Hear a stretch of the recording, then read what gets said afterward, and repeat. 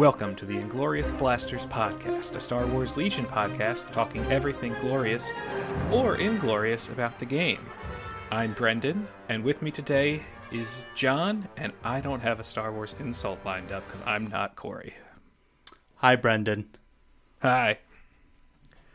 I appreciate not being insulted. It's a good way to start this episode. It's a change of pace, right? Yeah. Man, Koray must not like us insulting us every episode. So, It is very taxing mentally. right? Every time. So much abuse. Well, as our regular listeners will easily notice, we don't have Koray. So, sorry, things are going to go a little off the rails because he's not here to keep us in line. Probably going to be a bit of a shorter episode this week. We don't have all that much to talk about, but who knows, we might get really good at rambling. This week, we're going to talk about a couple games we've recently got in, as well as just some hobby talk, what we're working on, if we're working on anything or not, what we might find challenging about what we're working on, or what we really enjoy about what we're working on. Don't know. We'll figure it out when we get there. So, John, you want to recount your most recent game? Sure. Yeah, Koray and I actually played last night. Apparently it did him in because he is feeling a little bit under the weather. So Did fingers you use crossed. any poison on him? Come on, John, don't do that. Well, hopefully I don't get sick now that I'm thinking about it. Because we were hanging out for a couple hours at Critical Hit Games playing an Anakin Padme versus Blizzard Force game. Classic matchup for you guys right now. Classic. It's basically a continuation of what I've been practicing in preparation for PAX, kind of going back and forth between Anakin Padme and Yoda Barks. So this was a Anakin Padme list. Nice. Yeah. So this one, actually a pretty cool list. It is a combination of my Wookiee Padme list with Anakin in there, so I have the benefits of a Force user. So it's something that I was looking forward to trying, because nothing has felt exactly the way that I want it to. I miss having scale, I miss having Indomitable, so this was a way that I could kind of combine the things I liked about my Wookiee Padme list with throwing Anakin in there. I hear he's pretty good. So it's 9-act list, Anakin, Padme, 2 shooty Wooks, both with Overwatch and targeting scopes, 2 phase 1s, one with a Z6, one with an RPS, and a third one naked, and then a squad of naked pikes and a capo with vigilance. Nice, solid list. So, yeah, I was, it's one of those ones that I've played around enough with Tabletop Admiral where I kind of stumbled into it and was like, okay, like I can have a couple naked squads and still get all the benefits of the shooty Wookiees and all of the exemplar aim sharing that you can really throw down some big fire support hits between the shooty Wooks and a Z6 or RPS with a face-up to do some pretty significant damage, which is what I've always liked about the Padme Wookiee list. So, but yeah, we were, Koray was playing Blizzard Force. He a 783 point list with a 17-point bid, so he was blue That's too player. much bid. I hate that. Part of me almost, because I was like, I want to get some reps against Blizzard Force. We had originally talked about me playing my Yoda Bark list, because we had played that a couple months back and had to call it due to time because the store was closing. And that one was a super close one that we've been saying, like, oh, we need to do a rematch. But yeah, this was an interesting one. We ended up playing Hostage Exchange, Hemmed In, and must have been Clear Conditions because I can't think of... Oh, it was Hostile Environment. Okay. And... So Just pretty much before I you was get trying into it, John, did Koray have a Vader in his Blizzard Force? He did. Yeah. So his list, to be precise, at least from my recount, was 10 act 783. He had an officer with binocs, 2 of the superstorms, 2 what are they? Snowtroopers, 1 with a medic, Op Vader with push choke into the fray. Tenacity, maybe? Sounds about right. I forget his second training upgrade, but it was probably Tenacity. And 4 bikes. So, pretty similar list to what he's been playing. Yeah. Scary stuff. So, to make a long story short, Vader gripped up my hostage as his first activation. Yeah.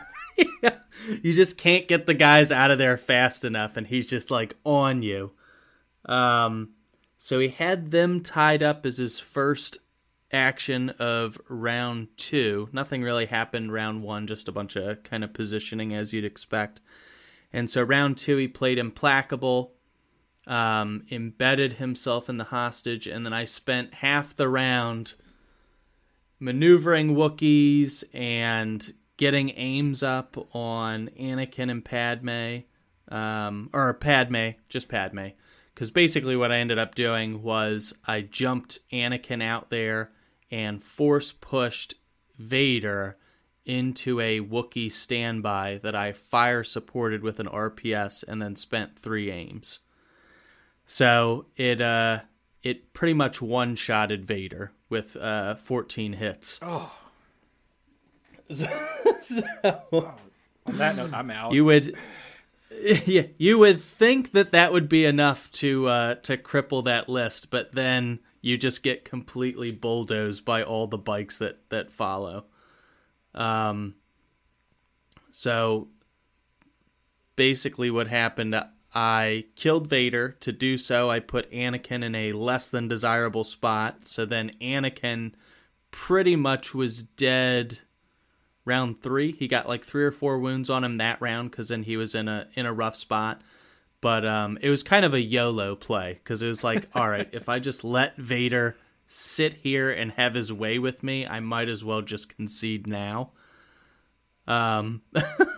So I was like, you know what? Anakin's going to jump out there. Maybe with enough dodges, he'll be okay. I'll throw Vader out into the open into this crazy Overwatch Wookiees with their aim, and then 2 aims on Padme from an aim quick thing, fire supported by the RPS, and really lay the hurt on him. So it killed him.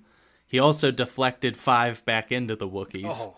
So yeah. Nice. On his, he had, it was intense. 14 saves. He had 6 blanks, 5 surges, and 3 blocks.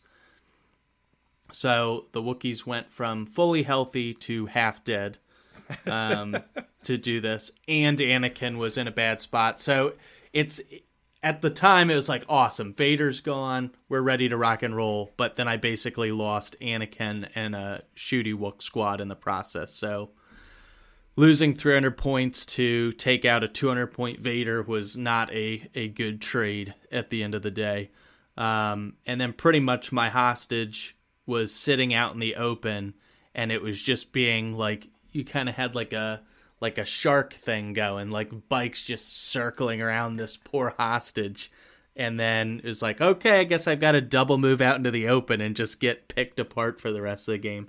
So I think I ended up conceding around round 5, because there's pretty much just like, here I go, all right, that unit's dead. All right, here I go, all right, that unit's dead. So I was just too far back to pick up the hostage. So it's pretty much a lost cause.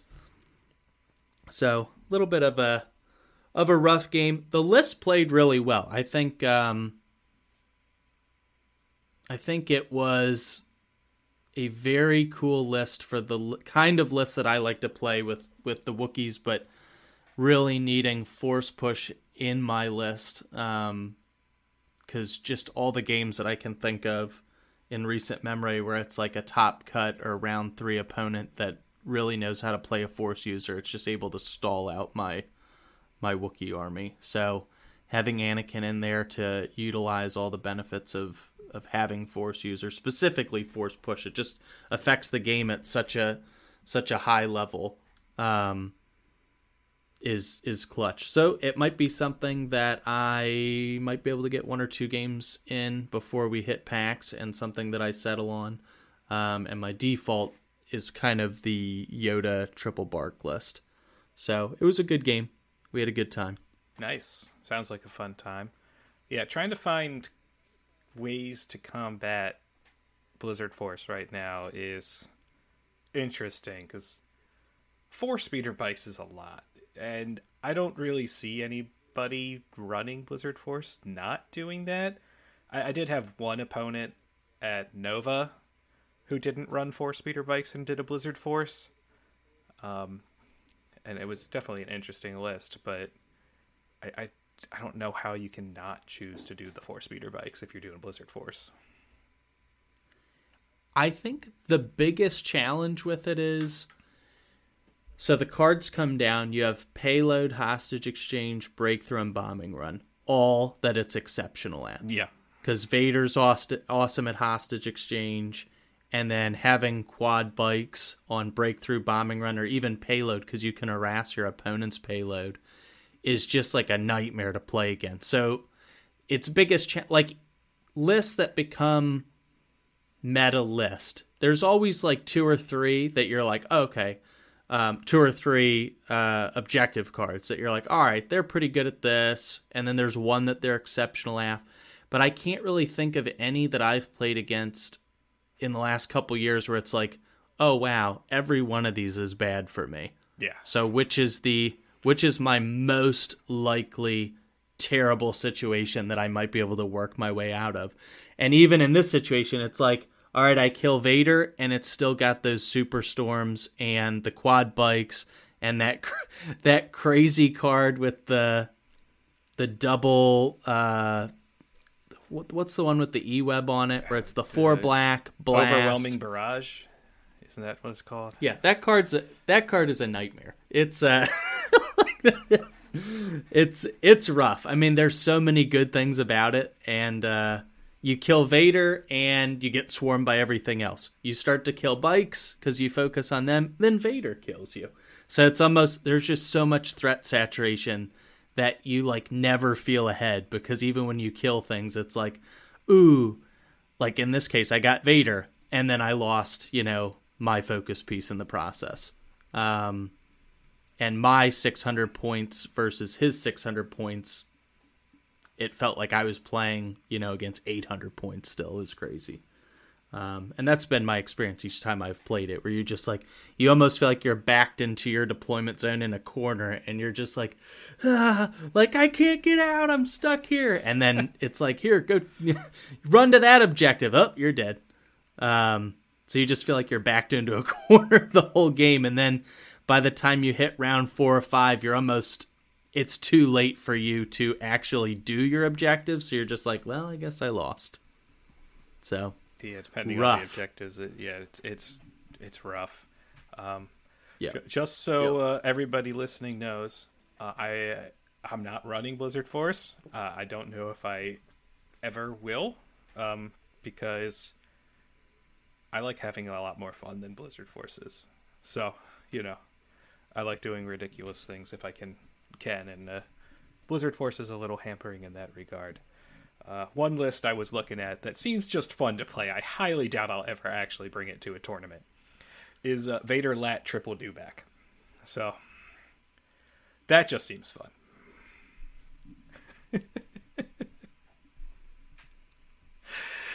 That's kind of got a similar theme there, because it's like, all right, Vader, now he's in your lines, and pretty much your entire army is stalled by this one man. Yeah. And then Dewbacks show up right afterwards. Yeah, and then the dupe, when you finally, if you can deal with Vader, then all of a sudden the 3 giant lizards come careening into your lines. Oh yeah, it feels like something I'd play on a random night I get to go out. I don't know if I'll ever actually take it to a tournament, but who knows? I might. Seems fun. but probably not PAX. I want something I can do well with at PAX, so I doubt I'd bring that to PAX. But I did also recently get a game in. Part of a game in. We only played half the game because it got too late to keep going. But I had some fun and did a 11 activation Callus double IG list. Ooh, spicy. Yeah. Rounding out the list was also an officer, 2 shores and mortars, 3 snipers, and one of the shores had Dell and an astromech. So I got plenty of repair for my IGs. Which that's a nice synergy. I never really thought about the repair from Inferno Squad, from Dell specifically. And then did you essentially have 4 snipers? You had 4 sources of high velocity? 4 sources of high velocity, and also 4 repairs, because Dell does repair once for 2 wounds, and then the astromech does repair 1 twice. So real nice for the droids. I ended up playing against also an 11 act list, which was pretty ridiculous. I think it was 11 acts. Maybe my list was only 10 acts. I can't math, but it was up against an officer, 3 vets, 3 Mark IIs, and 2 snipers and 2 airspeeders. So yeah, it was 11 acts versus 11 acts. None of the vets had heavy weapons. They all just had extra guys. So I was a little less scared at that point. But 2 airspeeders has always been kind of the bane of my existence with most of the lists I have. So much so that after I got trounced at one point by a guy with double airspeeders, my next couple lists all had at least one HH-12. Because I just needed more impact. So yes, I got so scared of airspeeders I brought HH-12, which everybody makes fun of. But I obviously had no impact in this list. Just a lot of crits. A lot of critical 1 or surge to crit in this list. We ended up playing Intercept the Transmissions, Clear Conditions, and Long March, I believe it was. And I gotta say, I like the IGs, especially because they do such different things for feeling so similar. I got lucky a little bit, and also very unlucky. I thought for sure that IG-88 would be the much better unit for shooting armor, because he surges to crit. Unfortunately, my dice decided otherwise during this game. Meanwhile, IG-11, who only surges to hit, was my crit machine for the game, and because he only had an officer, all of his weapons gained Pierce 1. So those range 4 shots with a Pierce 1 were pretty useful against some airspeeders. As well as when they got a little closer, gunslinging Pierce 2. It's nice at range 3. So by the end, and having Callus in the list was also great just for the contingencies, because it gave me options. And it's always fun to put Callus on the table. Ultimately, not much happened in the game for the first 3 turns, other than me shooting airspeeders, because most of his army hung back quite a bit. But turn 3, I realized I'd already used 3 of my 4 heals on my IGs, because he decided he was just going to kill them, because, get rid of them, because they're deadly. And so I played the IG, I think is it one of IG-88's? Yeah, it's IG-88's 1 pip focused on the kill to make sure that he does not go away until the end of the turn. So my opponent just kept shooting him, even though he can't go away until I decide to go with him at this point. So it was great. Turn 2, I had killed one of his airspeeders, and then by the end of turn 3, I'd killed his other airspeeder. At which point, the only unit that had died was IG-88. So the fact that both his airspeeders were down, I'd also killed one of his vets, and all I'd lost is IG-88, and everybody else was at full health, made me feel pretty good. So I think it's a real fun list. I'd like to see it go against some other things.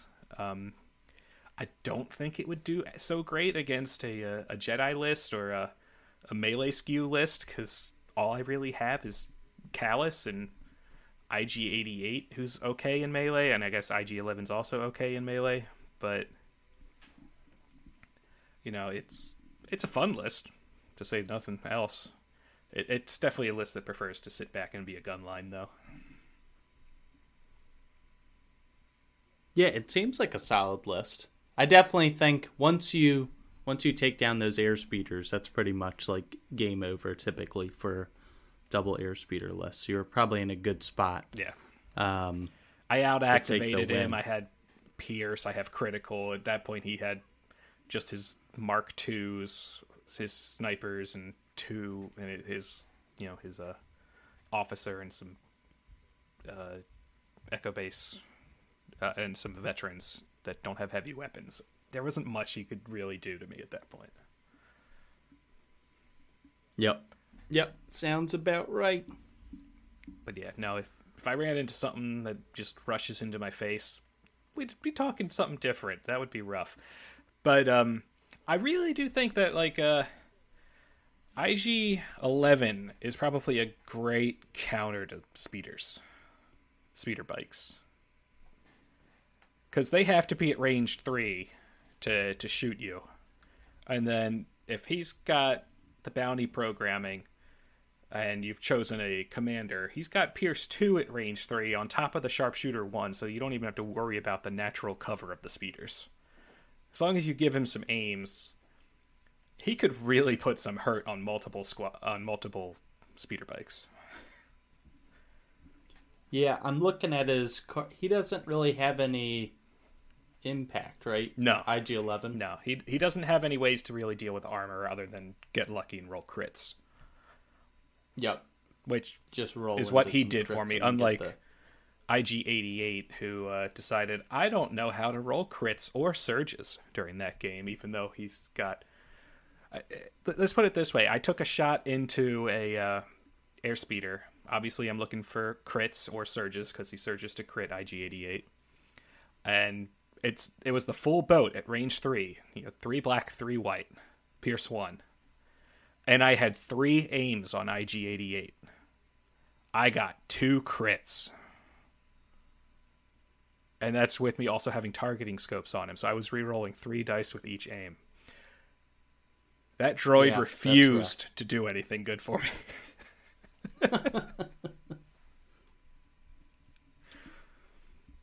But it was fun. You should have had... Let me think here. More than 2. Well, the math would be 3, so it's not substantially off. No. Because if you roll 12 die, and you're going to get probably... the math is wonky, but it'd be 1.5 natural crits and 1.5 surge crits. Yeah. 2 feels bad after rolling that many dice. So. Sure. Yep. I know the feeling. Yep. But ultimately, it's fun list. I might end up playing it again. I'm also trying to think of fun lists to do with Mando, because something none of my lists ever have is jump. And jump seems like fun, especially, with Boba Fett and Mando together. But I don't want to do the 2 of them together in a list, because I think everybody's going to do that. So I like being different. That's ironically been a little bit of my motivation about playing Yoda or just going back to my Padme Wookiee list, because it's like Anakin Padme is like the known one archetype in GAR right now that is like quote unquote competitive. So it's kind of like, all right, if I do well with it at PAX, it's almost like, well, that's just some riff on this Anakin Padme list that already did well here or there. Whereas I have not seen any Yoda lists making top cuts, and I've definitely not seen any Padme Wookiee lists making top cuts. Yeah. Always like to try something different. So here's hoping I come up with something fun and different before PAX. That's also good. Seems doubtful, but I'm gonna try. I'd love to be able to make a Mando and Vader list work, but the two of them together is just so expensive. Yeah, super pricey. But it seems like it would be so fun. I'm not thinking we're getting any points updates before PAX at this point. I was extremely hopeful. Yeah, I thought it was going to happen. I was expecting something in October, which I believe was when it dropped last year. I know AMG said that they are not going to do like an annual thing. It's going to be an as-needed thing. But we have reached the annual mark, so naturally it's like, all right, like when you said as needed, I thought that was going to be like quarterly or semi-annually. So now we're at the annual mark. Is your as needed like every other year? Because personally, if it's not ready in the next month, I just want them to hold off until after Worlds and then just release the new points errata after Worlds. That way, everybody who's already got invites and is going there doesn't have to rethink everything about their faction between now and then. True.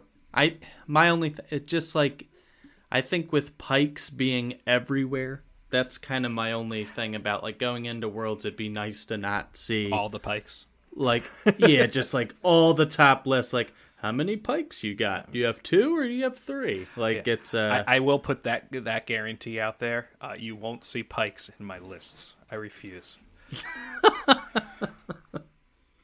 I am loyal to the Empire, all right?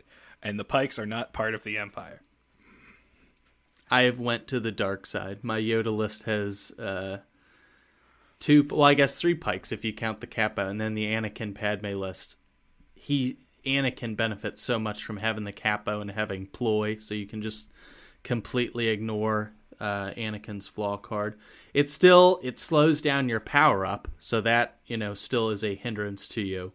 But at least you're not gonna end up in a situation where Anakin's like out in the open without an order or something like that. But I think at that point you've probably messed up anyway if you were like literally out in the open, completely covered in suppression tokens, which always seems to happen to me when I play Anakin. It's like people want to put suppression on Anakin. It's like they want to shoot him. It's like they want him dead. It's like they don't want an order on that guy. It's like he's good. Yeah, Koray and I were talking about this last night. The thing that I like about Yoda is on the Luminous turn, which is essentially what you're looking to do with Anakin Padme, get, exemplar out all your either aims for a big fire support or a bunch of dodges so you're invincible. The benefit to Yoda is he's completely hidden. Mm-hmm. So you've got the range 3 bubble, no line of sight required. Whereas with Exemplar, you have to have line of sight. And if you get one of those guys like in a position where somebody can like move, shoot you, and start stacking suppression or putting wounds on you, there's just very little margin for error. And as soon as you lose Anakin or even Padme, it's cripples you a good bit. Yeah, I mean, also the fact that it's just a rough. Yeah, also that Yoda automatically gets 2 of every token without having to do any actions that turn. Right, it's instant. It's just like, here's a bunch of tokens, and you're ready to rock and roll. You don't have to power it up by like, all right, I go with Anakin. All right, here's his stance. He's going to dodge aim. All right, now I go with Padme. Here's it. Like, it's just there. They're just there, period, there. Magic. And Yoda's safe. Yeah, it's like magic. They just come falling from the sky. You just make them rain from your hand. Ah! Yeah. Yep. We'll eventually have lists figured out, or we won't, and we'll bring what we know. So it'll be fun when we finally get to PAX in December, which is now less than a month away, which is weird to think about.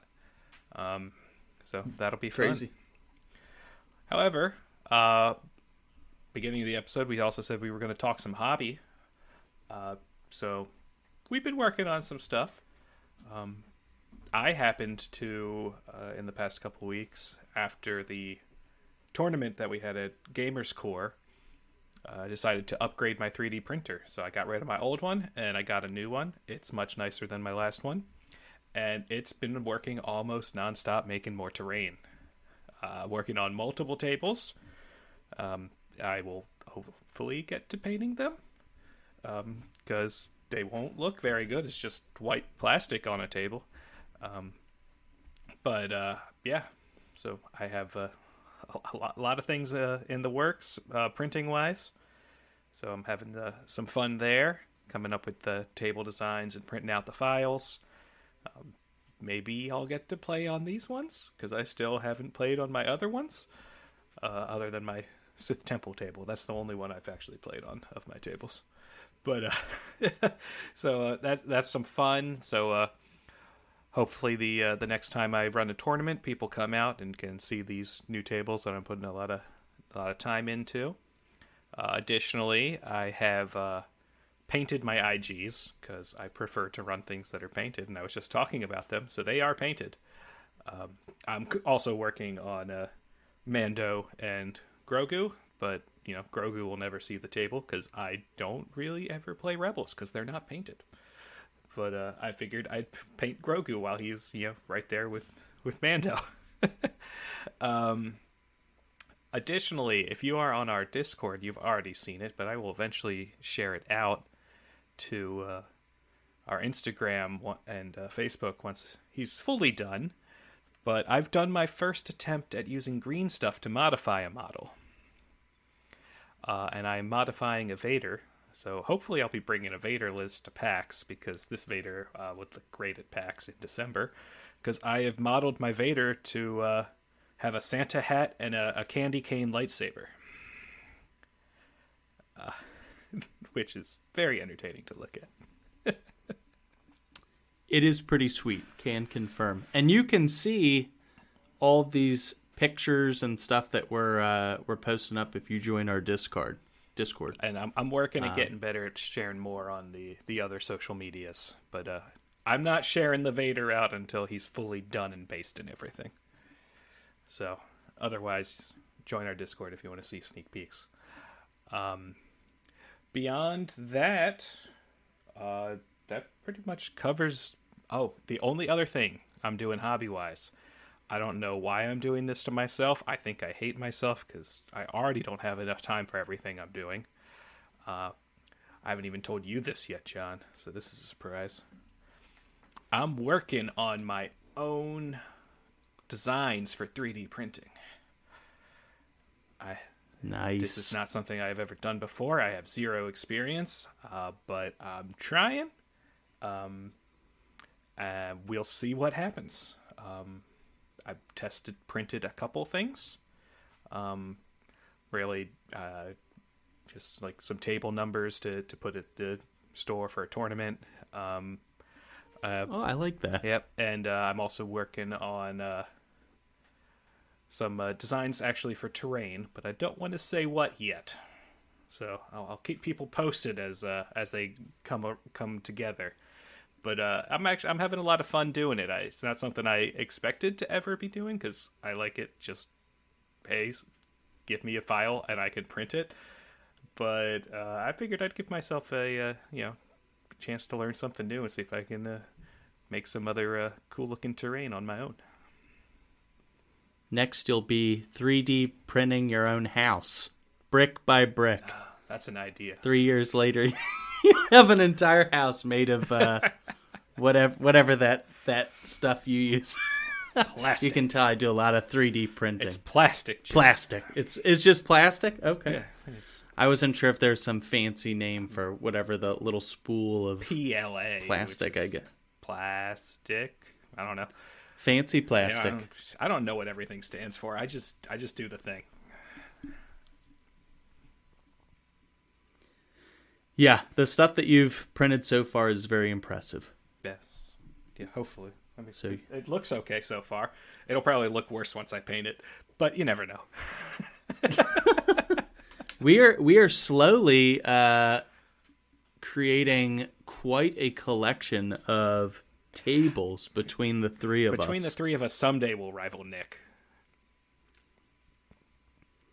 Yeah, it's certainly possible because Koray's often posting up new tables he's working on. You're working on tables. I'm working on 2 new tables. Why? I don't know.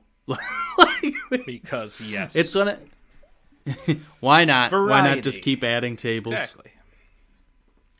Honestly, what happened was I was looking on Imperial Terrain and I saw some STL files for like the gas chamber balls, for lack of a better way of explaining it, from Kessel. Yeah, those files. Gotcha. Yep, and I already had a Kessel table, and there was something about, like, it's a nice looking table, but there's something about it that just didn't feel completely right to me. Like, I was like, you can tell it's Kessel, but it wasn't like what I had envisioned when I built that Kessel table. So naturally I said, now that I've got this STL file, I should just build a whole nother Kessel table. So that is what I'm currently working on. You should throw some pikes down on the table to make it feel more authentic. It's an absolute necessity to not only have one Kessel table, but 2 Kessel tables. Guess so. Especially if you like spice. Oh, yeah. Oh, yeah. Good stuff. So, other than 2 more tables, working on anything else? Well, I don't do any of my miniatures painting, so all I do from a hobbying standpoint is tables. What's the other table you're working on, or is that a secret? The other table is kind of like there was another Imperial Terrain file set. I can't remember what it was called. But it's almost like all of these like shipping containers stacked on each other and ladders. And I ended up looking on Frontline Gaming and found a like underhive, almost like a sewer themed mat that would match really nice with these pieces. And I was like, you know what? That would be a pretty sweet looking table. That's usually how it starts. I start looking at STL files on Imperial Terrain, and then I have a guy that prints a lot of my stuff, so I'll message him and say, hey, do you have this STL? You know, can I get a deal if you print like all these things for me? And then I'll try to see what that costs. Then I'll price out like the mat. Well, I guess all the mats are the same. They're all $69.99 if you get a 6x3. And then I'm like, all right, like let's make this happen. So after these 2, I will be up to 8 tables. So I can host my own 16-person event. There we go. I don't know when I will ever do that, but Got to start somewhere. I could if I wanted to. There you go. All right, that's John's new task. He's got to come up with an event to use his tables. Yeah, I've got. It's more likely that the 3 of us would do an event, and honestly, because Koray's got to have like 4 or 5 tables. How many tables will you be at once you finish this new one that you're working on? That would be 5 tables, but I've also started some stuff for another like 2 to 3 after that. So we'll be at almost 20 tables roughly. yeah. Look out, world! Look out! Eventually, there might or might not be an Inglorious Blasters Open. I don't know. That'd be fun. I don't know how we'd even go about starting that, but It'd be in my basement. Oh, your basement. Your basement's is big enough for 20 tables? Man, John, you're holding out on us. No. You could probably comfortably fit 3 tables. The other 17 will be on the front yard. All right, there we go. That could be fun, though. Maybe someday. Don't hold us to it, anybody listening. Don't do it. Cool. Honestly, the event that we did at your store, Brendan, just carrying the 3 tables in, because I brought. Well, no, that's not. I brought 3, but I only ended up bringing 2 in the store, and that seemed like I give a lot of credit to Nick because I'm like, I gotta carry all this stuff and all these bins, and that was just 2 tables. So yeah, Nick Bodner, who's one of our locals that host a lot of the big events around here at PAX and ACO, he brings 20 to 30 tables, so I can only imagine.